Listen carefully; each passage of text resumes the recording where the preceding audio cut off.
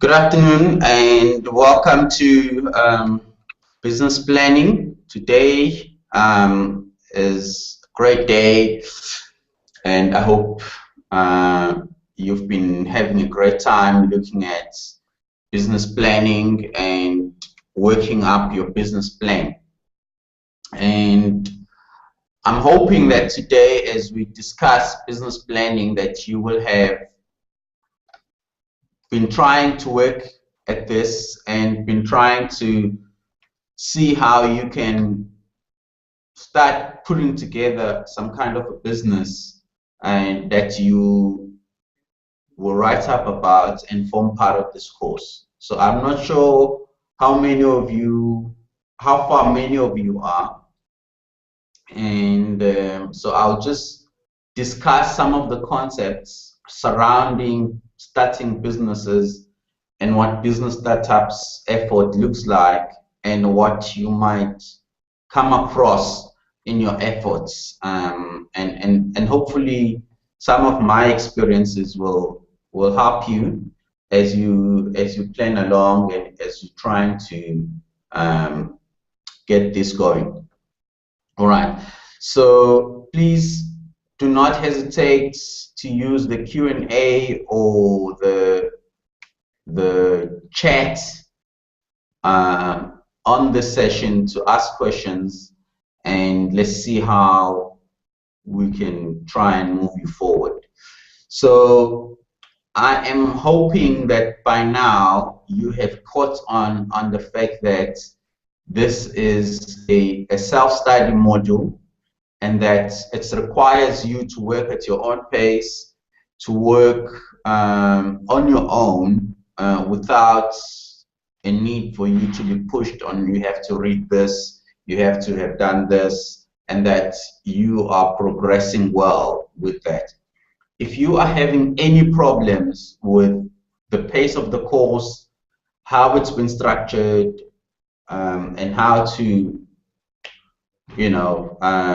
continue on this, please let me know so that I can see how I can help you and how we can make your life a little bit easier where this is concerned. All right, so we're gonna jump right into this.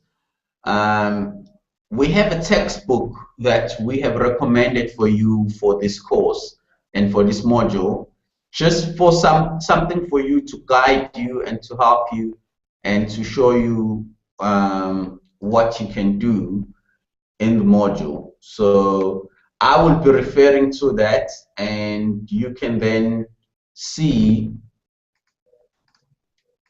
how helpful it is. All right, so here we go. So the book is the 4th edition of Entrepreneurship and Venture Management, a new venture management. Again, we are talking new ventures here, and we are talking startups. So that's why hence we've recommended this book for you. So please, again, you can set up your own pace and you can determine how you want to go about doing this. But yeah, this is the book that I will be referring to.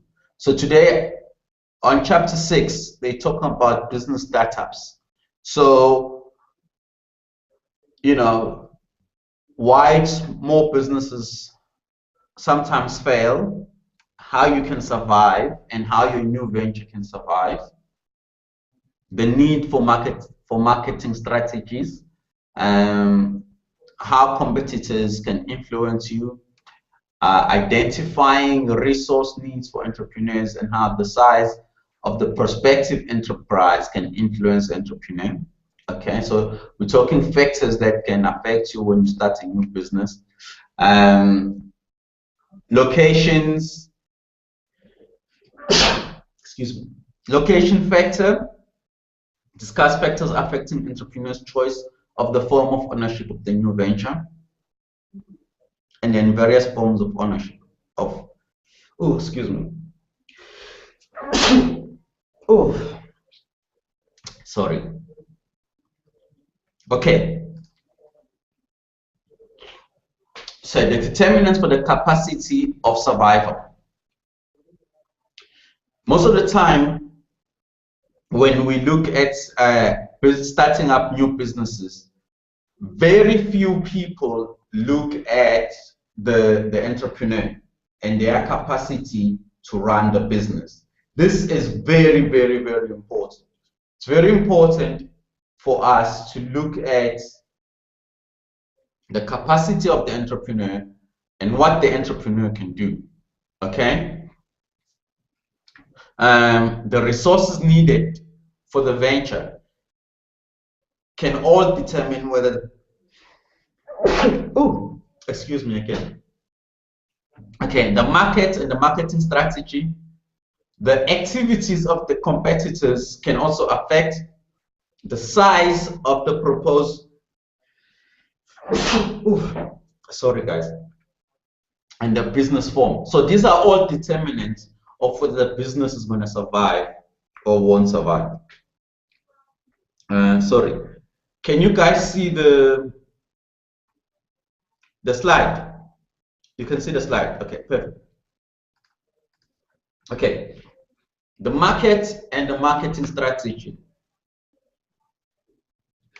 So in terms of the market, you know, when you write a business plan, there's certain things that funders will look for. All right. So funders will look at the entrepreneur. They will look at your product or your service, and then they will look at whether or not you can deliver on what you want to do. Okay, so these three things are so critical. So firstly, let me just go back to the previous slide. So number one, the entrepreneur, can they do what they're proposing to do? All right. Do you have the skills to do what you're proposing to do? So even if you say, okay, I wanna make chocolates, all right. So even if you say, I can't make chocolates, I'm gonna get somebody else who can make chocolates. The question is, if we're looking at this business, can you as an individual who wants to start a chocolate business, even though you can't start, even if you can't make chocolates yourself, what makes you a suitable person to run this business? Do you hear what I'm saying? Why are you the suitable person to actually run this business? What do you bring to the table as the person who is proposing to start this business? Remember, everything stands or falls on leadership. So your leadership capacity, your capacity as an individual to run a successful business becomes a critical part. So one of the main things I'm going to be looking at when I'm looking at your business is the business that you want to start. What makes you as a person the right person to run this business? Very important. And then number two is there a need for your business in the marketplace? That's where your market and marketing strategy comes in. So is there a need for this product or for this service that you are suggesting in the marketplace? I promise you there's something in this room. There's something in this room that's causing me to sneeze so much.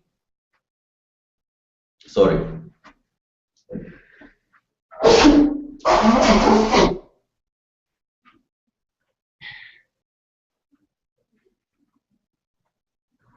Okay, let's see if we can try that again. Is there a need for your product in the marketplace? What does that need look like? Are there people who are already doing what you want to do and what you're proposing to do? If they are, what is it that you are proposing that's different to what everybody else is already doing? Basically, those are the questions that your marketing strategy should propose to answer. Okay? And then obviously, can you make the product? Or can you deliver on what you are proposing to do? Can you manufacture? Or do you have the capacity to actually do what you are proposing to do? Okay, so those are the factors and those are the determinants for whether you are going to make it or not. All right. So the marketing strategy then falls into place in terms of asking these questions. Is there a similar product on the market?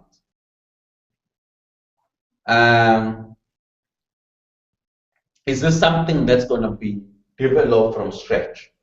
All right. Is this a new concept altogether? No one has done it before. No one has thought about it before. Is it something that we're starting from scratch? Okay. So another question is identifying customers. It's all part of your marketing strategy. Identifying customers. Now, remember in marketing, we said, in the marketing course, we said, your whole point of marketing is to satisfy customer needs. Okay? Therefore, you need to be able to identify customers before you can meet their needs. You need to know who they are. All right? Who are these customers? Before you can say what their needs are. Okay? So you need to have characteristics and describe them in your marketing strategy. Okay? And then market share is another big word. How big is the market? Now, it's very important for you in your business plan to tell me how big the market is. So if you're selling coffee at Cornerstone, for instance, so you need to be able, you can do market share or the size of the market. This is an important thing. The size of the market is what's important before you come and speak about market share.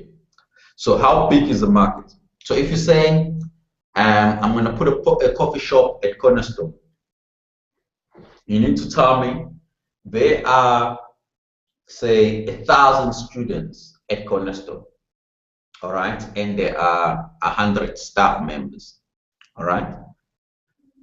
At each day on campus, there are probably plus or minus 700 people, all right?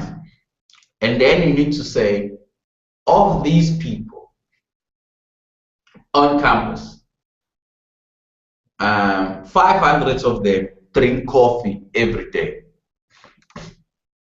Okay, of the 500 to drink coffee, 250 are likely to buy coffee. Okay, of the 250 that are likely to buy coffee, 200 of them are possibly going to buy coffee from me. All right, and you are selling coffee at, say, what, 10 Rand a cup. So the best you can do on one given day is 2,000 Rands. Okay, so that's your part, that's the extent of the market at Cornerstone on any given day. And you already know, okay, there's a coffee shop there. I can at least take from that coffee shop 100 of those people. So your market share is there for 50%. So you can only hope to make 1,000 Rand a day at Cornerstone. Can you see how I reached the market share? Can you see that? You see how easy it was to get to market share? Hey, Matthew? Okay, so you need to be able to tell me how big your size, your market share is, and how you're going to get big.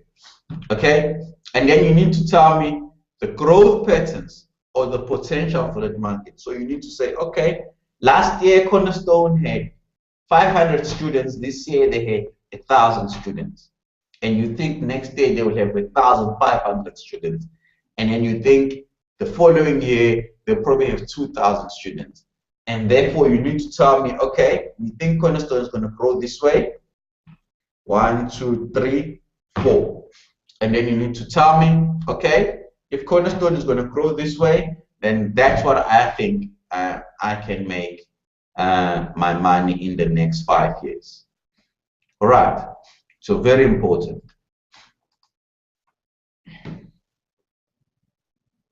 Okay, so I've spoken about competitors. Okay, so the presence of competitors. So if you want to start a coffee shop at Cornerstone and there's already a coffee shop, all right, what is it that is different between what you are trying to offer and what the customers, the present customers, are already doing? Okay, so if the present customers are already selling coffee, how much coffee are they selling? How much do they sell their coffee for? And what is the impact of, for instance, effects on suppliers?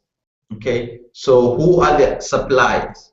So if there's someone who is selling bags of coffee beans, right? Once they've already sold to the current people that they're selling to, will they have enough money to sell to you now? I mean, will they have enough supply to be able to sell to you? So you need to answer those questions. Okay, and then you need to be able to tell us what resources does your business need? Okay, do they need? So operating resources means, so let's continue with the coffee shop example. So what is the difference between operating resources and human resources? All right, so the coffee machine in a coffee shop, the big coffee machine in front of the shop, is an operating resource. These are the facilities which allow people to do their job. Okay, what are the other operating resources do you think are needed in a coffee shop? So we've spoken about the coffee machine. What are the other operating resources you think we need in a coffee shop?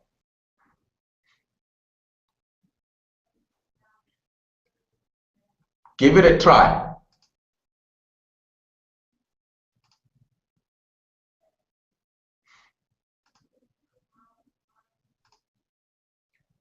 I can't hear you. I can't hear you.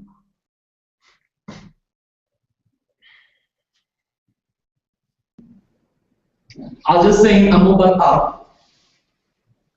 How about A mobile app, like a mobile application thing, where students or staff will be seeing the type of coffee or what's special in the coffee shop today, something like that, or they can order, they can do line thing, I can't hear you properly.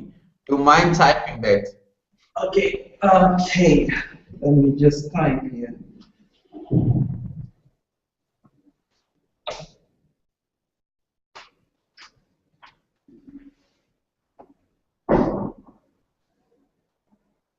Yeah, mobile app.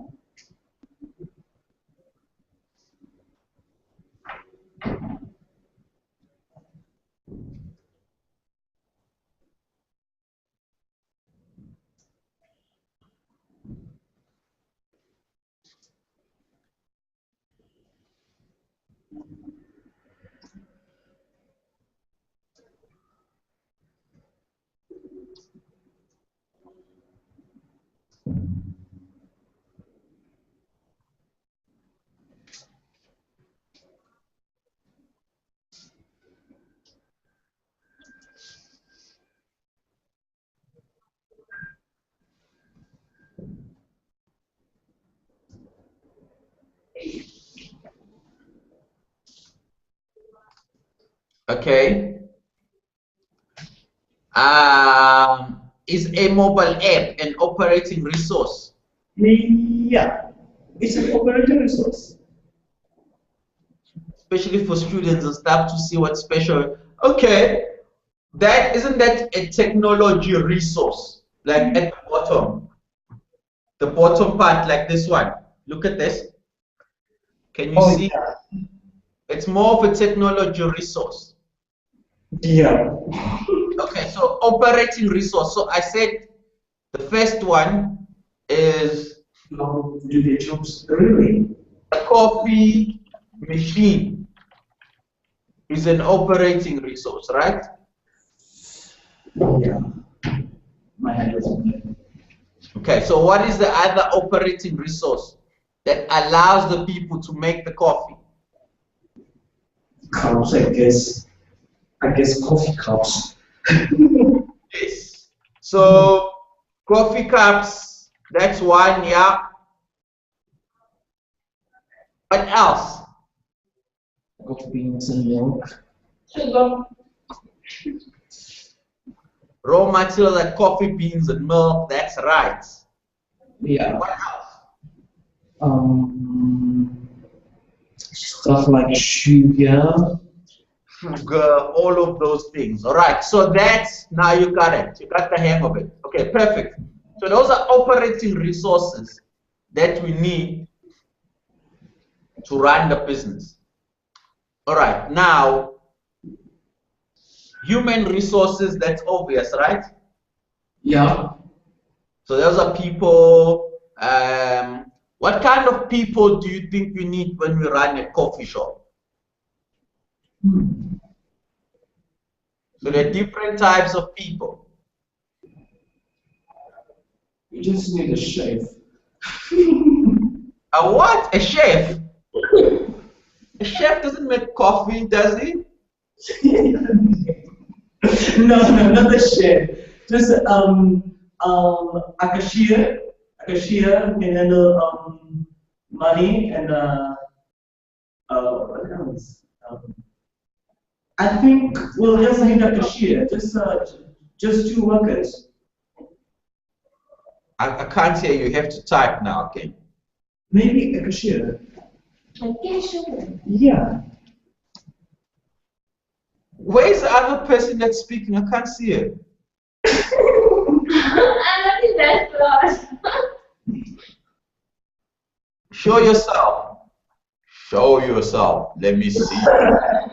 Just here waiting for the next turn. I'm not in this class. You're not in this class. Okay. All right. You have the right to remain silent. Okay. Okay, a cashier. Okay, yes. A cashier, yes. Anything else? I think we'll just need a cashier and Okay, so you have a cashier now. Who else? someone to help me. Someone to make the coffee. Yeah. Just That's called a barista. oh, a barista. Yeah. And then you need a waiter, right? But it's not necessary. I think for a small coffee shop, I think two workers enough.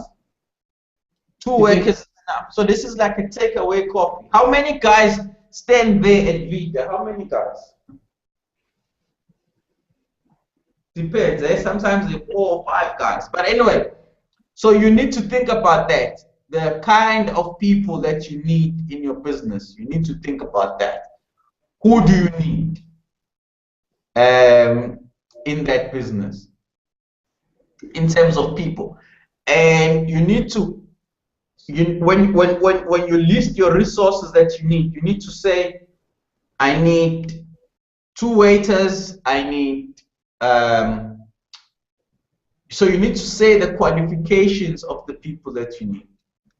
All right, so when a person reads your CV, they know, oh, okay, excuse me, this is the type of person that's going to be perfect for this business.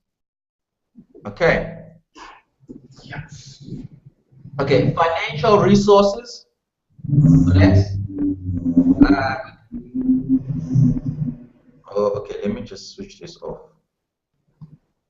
So that gives us an idea in terms of how much it's going to cost to run this business. How much is it going to be? Financial resources. Technology resources is what you were talking about now. All right. So so now you're saying, okay, well, we need some technology like an app. Um, here it says recipes, patents. So this is all the supporting things. Production process. So basically, it's technology to say, well, keep the machine open for 20 minutes. Um, warm the cups up before you make the coffee. Use cold milk, don't use hot milk. So that's all production process, for instance, in a coffee shop. All right, now let's move on. So the size of the prospective enterprise. So it's different putting a coffee at Cornerstone and putting a coffee shop at Cornerstone and putting a coffee shop in the middle of Claremont, for instance. All right. So those are two different coffee shops. So the size of the coffee shop is different. All right. So the availability of raw material, equipment, how big your coffee machine is going to be, labor, how much the coffee machine costs, and then the skills that are required of the manager, his experience. So if you're starting a low coffee shop at Cornerstone, do you agree that you don't need to have as much experience as someone who's starting a Vida coffee shop or someone who's starting a different but bigger coffee shop than the small low coffee shop that you are running? So the experience levels might be different in terms of the quality of the manager that you need and their skills. So you don't want someone who's never run a coffee shop running the coffee shop, which is going to require 5 million rands to set up, whereas the Cornerstone coffee shop might require just 50,000 to set up. You see, so different sizes. Again, we've spoken about the current size of the market, optimum levels of production, and then the minimum volumes required, which is the break-even point. Okay, now I have asked you to give me a break-even point for your business. What is a break-even point?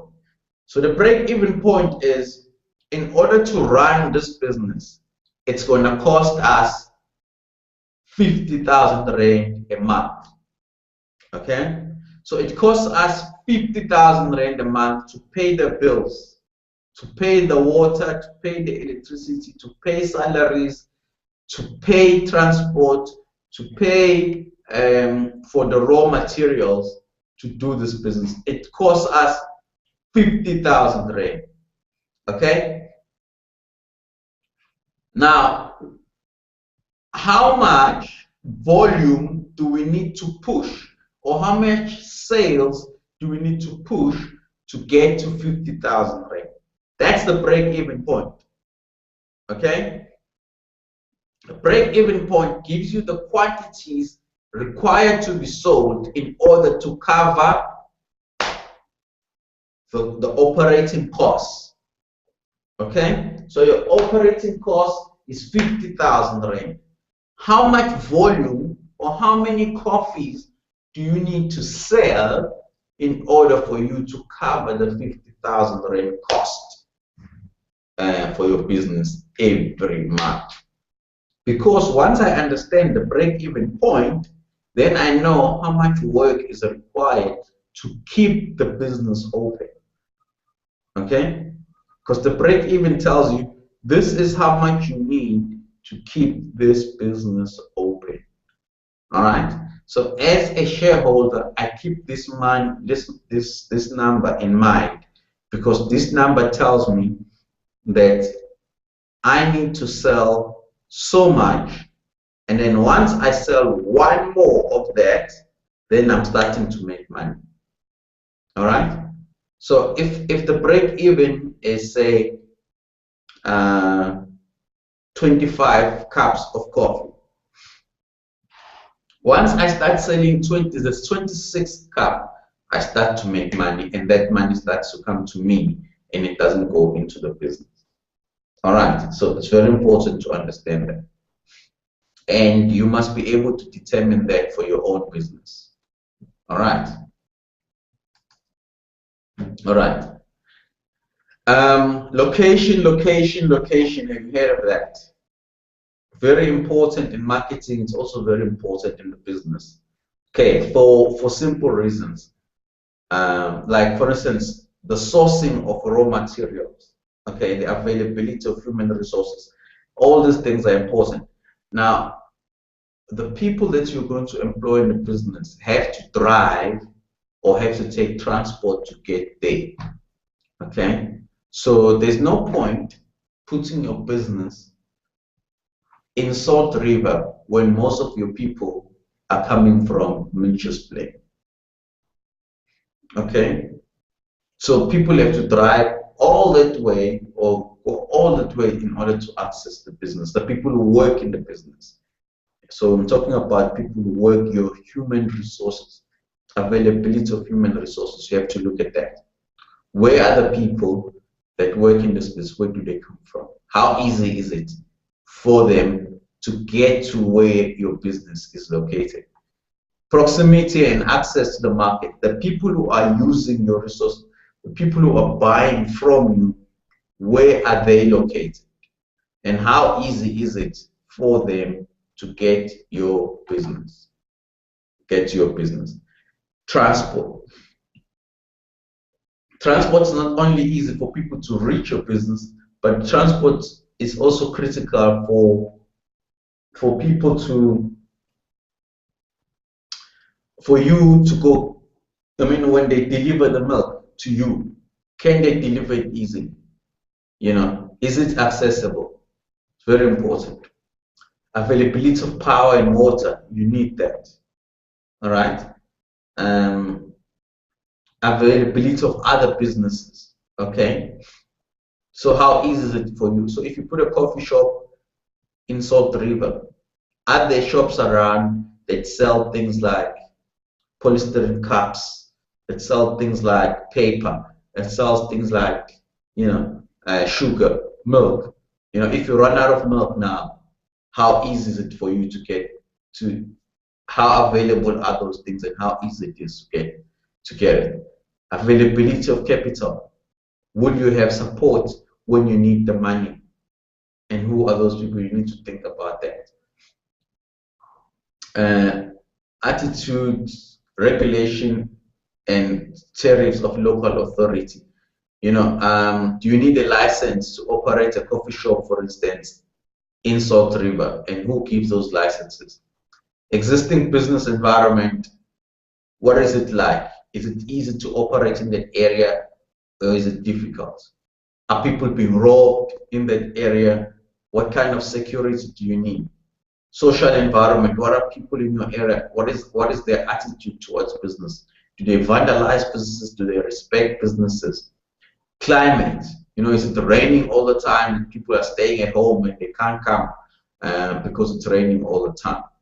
All right, so you need to take all of those things into, has central government policy, has the EFF taken over government?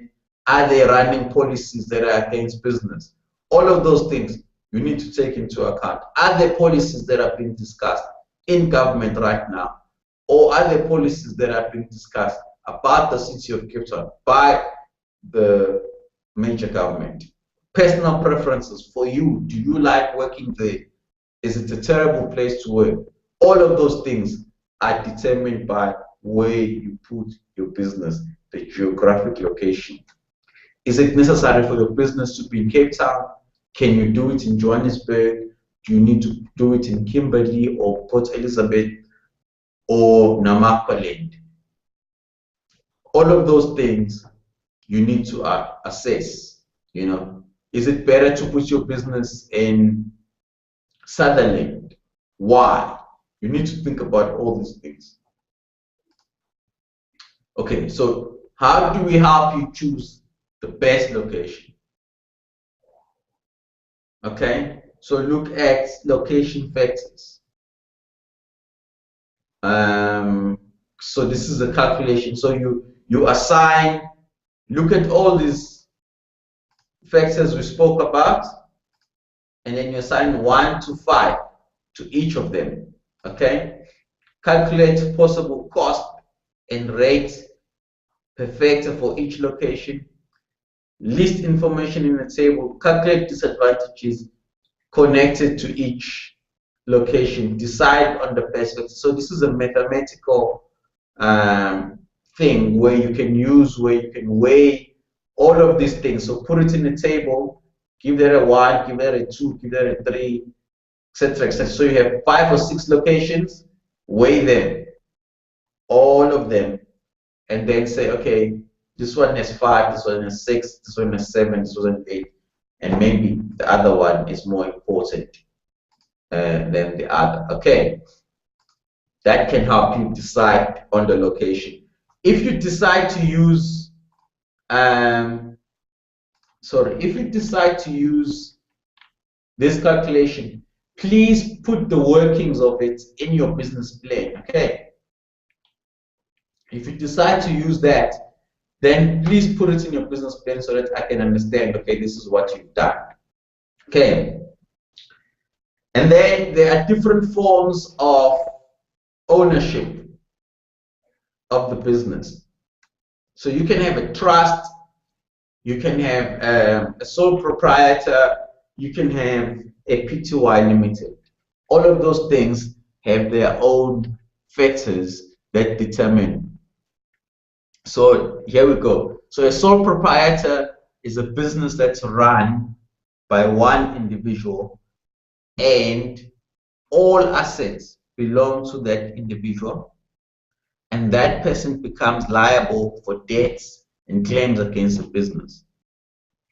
So if that person, so if the business is written in the name of Matthew Liomo, so Matthew Liomo trading as Cornerstone Coffee. If anything happens to Cornerstone Coffee, legally the business is seen as Matthew Liomo. The business belongs to Matthew Liomo. It's written in his name. Cornerstone Coffee means nothing. So if something happens and Cornerstone Coffee owes R1 million, they will come for Liomo's car, his house, and anything else that he has. So that's a big problem with the sole proprietor. Okay. But the nice thing about it is that all profit belongs to the owner.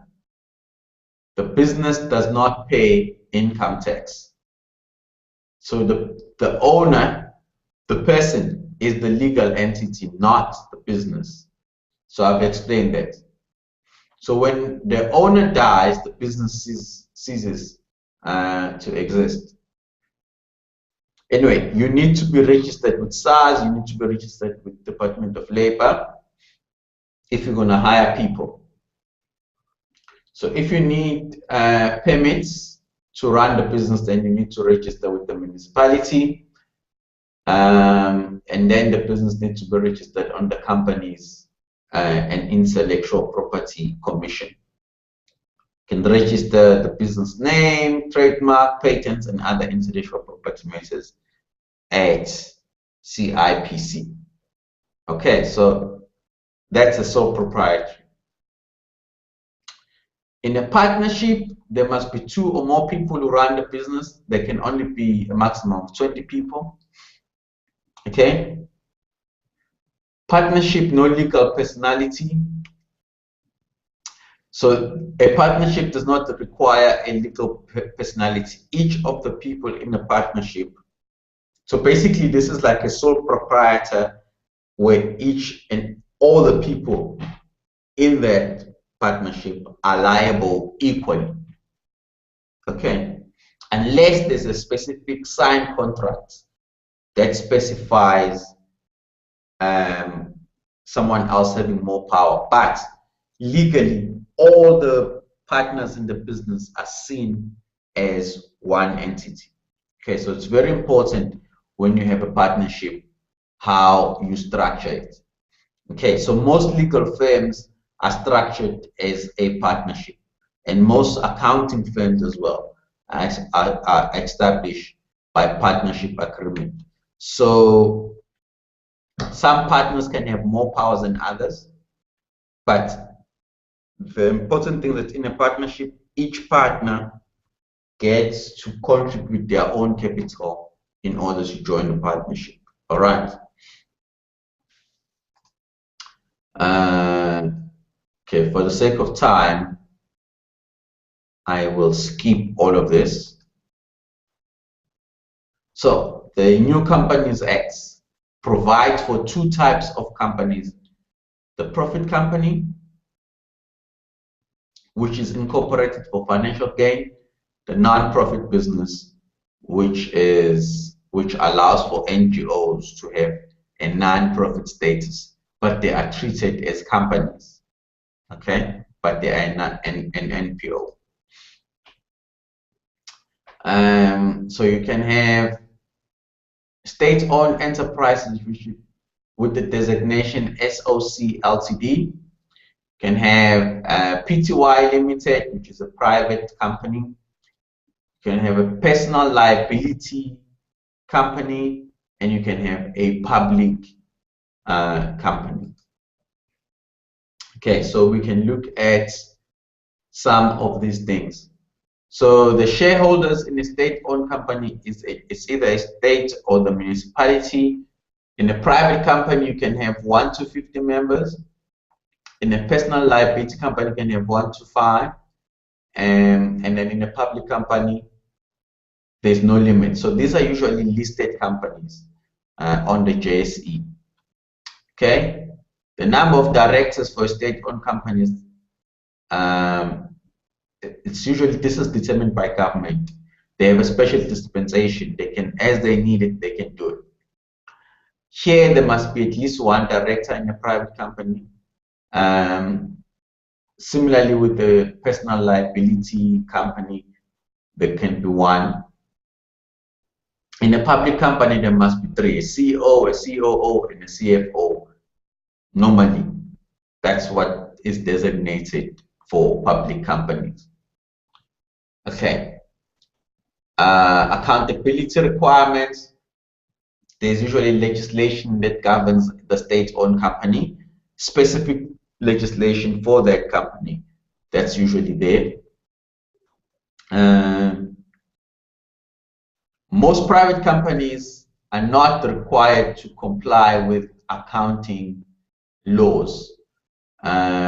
So previously, as a private company, you had to submit financial statements. In this one, you don't really have to.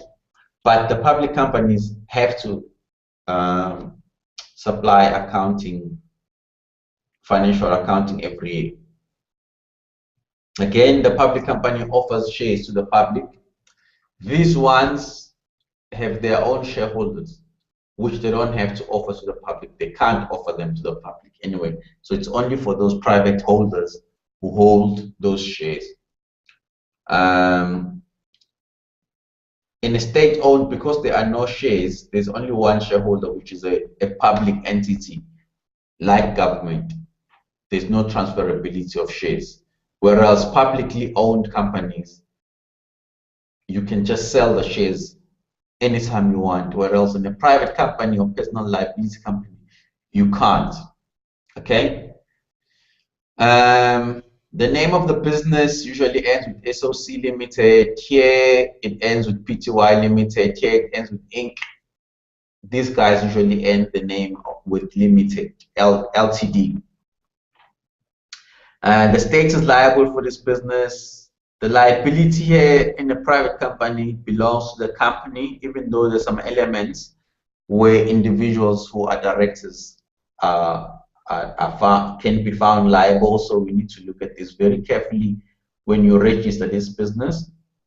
Here, the directors are jointly liable. So most of the law firms, they are directly liable or jointly liable.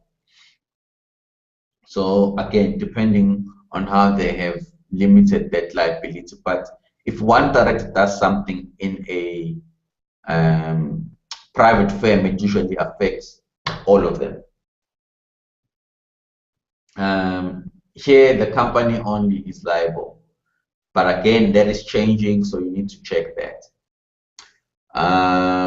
The information in the public company is made public. It needs to be. Whereas in these other forms, they don't need to share the liability. All right. So, yeah, so you can continue reading about companies and all of that. We have run out of time. We only have 5 minutes left. I have another tutorial to prepare for. So, yeah, so look at how you want to register your own entity that you want to start. And then, you know, if the company is going to be registered and you want it to be a particular form, you can go and register, but you need to explain